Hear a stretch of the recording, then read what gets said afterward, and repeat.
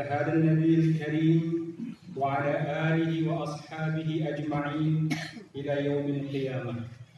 أما بعد فيا عباد الله اتقوا الله في كل ساعة وتزودوا فإن خير الزاد التقوى. لقد قال الله سبحانه وتعالى في كتابه الكريم وهو أصدق القائلين: أعوذ بالله من الشيطان الرجيم بسم الله الرحمن الرحيم قد أفلح من زكاها وقد خاب من دساها صدق الله العظيم. Majelis Jamaah Salat Idul Fitri yang dirahmati oleh Allah Subhanahu wa taala. Tengku burung kusi kumuliai amal minum kubeweni Bapak Camat ulun segenap unsur dikai usul kusi kutu terabang aka ini anak serta majelis sekalian yang dirahmati oleh Allah Subhanahu wa taala. Di pagi yang cerah ini, meskipun mungkin bagi sebagian kita agak sedikit panas, tapi bersabarlah sebentar. Insya Allah kami pun akan menyampaikan khutbah dalam waktu singkat dan padat. Majelis sekalian yang dirahmati oleh Allah Subhanahu wa taala. Abu Lais As-Samarqandi dalam kitab beliau Tanbihul Ghafilin menukil sebuah kisah yang ditulis oleh Utsman bin Hasan Al-Khawbawi yang menceritakan tentang awal penciptaan akal dan nesu. Disebutkan bahwa nesu itu baru tunduk kepada Allah ketika dirinya disiksa di dalam sebuah neraka yang bernama neraka Job ratusan tahun lamanya. Terlepas dari sahih atau tidaknya riwayat ini, kisah yang disampaikan oleh Abu Lais As-Samarqandi paling tidak menunjukkan kepada kita bersama bagaimana pembangkangan nesu yang luar biasa dan bagaimana susahnya mendidik hawa nafsu ini.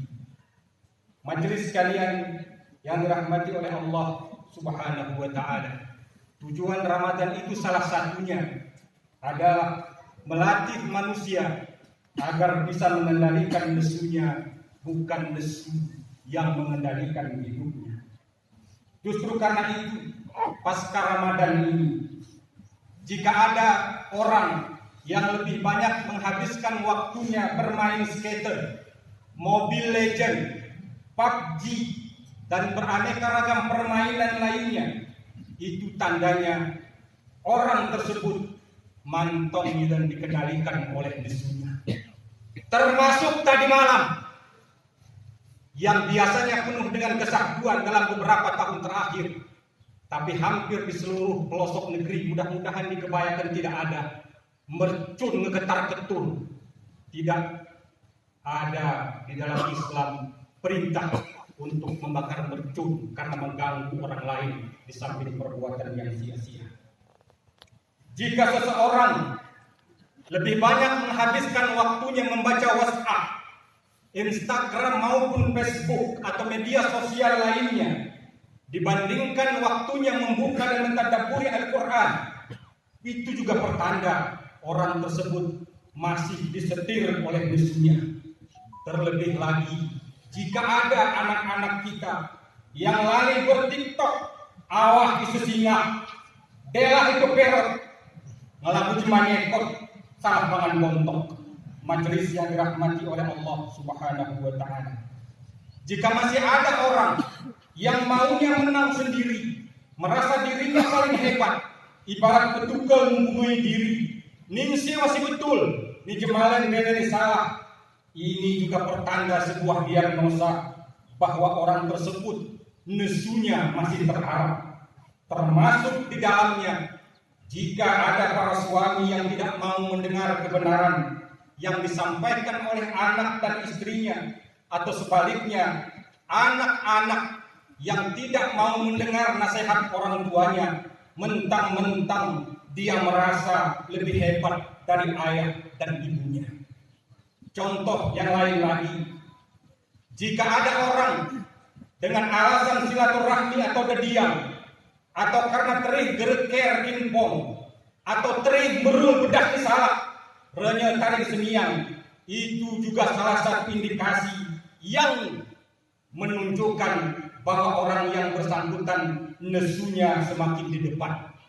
Padahal dalam sebuah hadis yang diriwayatkan oleh Imam Tirmizi dan Ibnu Majah, baginda Rasul pernah mengingatkan, Rasul amri al-Islam, inti pokok segala urusan itu adalah Islam, wa umuduhu as-salah, sementara tiangnya, penopangnya adalah salat.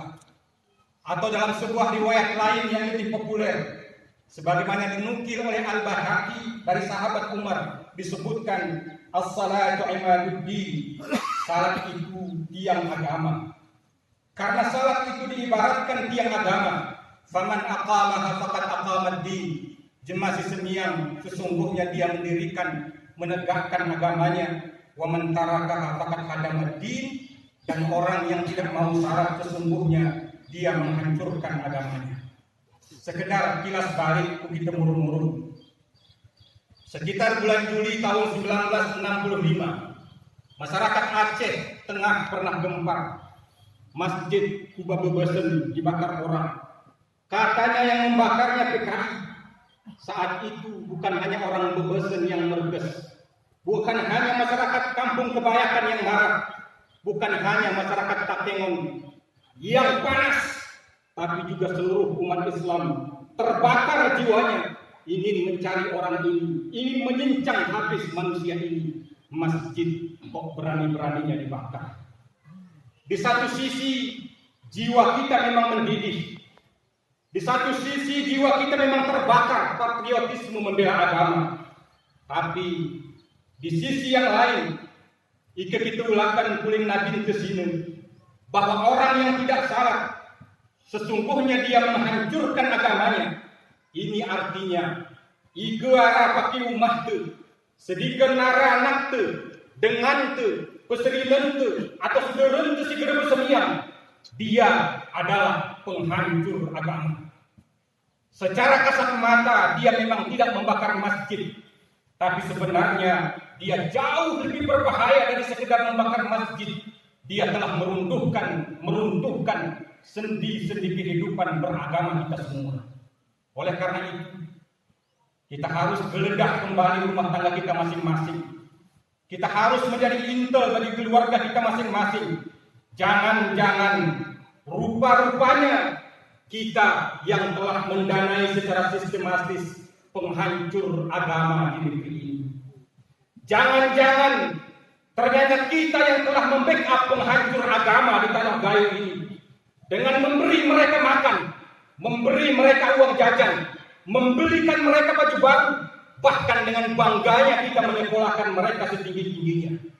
Kita bermohon kepada Allah, semoga antek-antek PKI, wabil khusus orang-orang yang bermental PKI, tidak ada lagi di negeri ini, apalagi sampai hidup dan besar di rumah tangga kita sendiri. Allahu Akbar, Allahu Akbar, Allahu Akbar, walillahil hamd. Puasa Ramadan telah mengajarkan kita bersama agar kita ketika berpuasa tidak seperti puasanya ular atau lipi. Seekor ular atau lipi, tujuan berpuasanya hanya sekedar diet untuk mengganti kulitnya, menukar casingnya. Setelah badannya singset, kulitnya pun berganti, dia kembali ke bentuknya semula, bahkan lebih ganas dan berbahaya dari sebelumnya. Jika sebelum upgrade, ular tersebut berkepala dua, kubur kupaloh mengona, kuatas kutuyuh di telkapnya, maka setelah ganti casing pun, ular itu tetap diberi nama Lipi Rawawi. Kalau sebelumnya dia dikenal dengan Tempek 12, maka setelah setelan lain, serua lain, selopai, tamah dian kacamata dibenai, dia tetap Tempek 12. Bahkan tidak mustahil meningkat menjadi Tempek 15, murid orang menyembuhi langit berarti bumi telit. Pemangan Lipi pikir berubah. Jika sebelumnya dia hanya memeneldok anak dikurik atau itik, maka setelah berpenampilan baru dengan casing baru, bukan hanya sekedar anak ayam, bukan hanya sekedar anak nyitik yang ditelegaknya. Ine rumah manikuri kapi merah di perlaunya. Bahkan gegere hati-hati empu nikuri kapi merah di antaknya. Sifatnya juga sama. Pembunuh berdarah dingin, cekopen dan juga pernah amai minggu serta suguru bereni yang dirahmati oleh Allah Subhanahu wa Ta'ala. Puasanya orang beriman oleh para tengku guru kita diumpamakan dengan puasanya seekor ulat.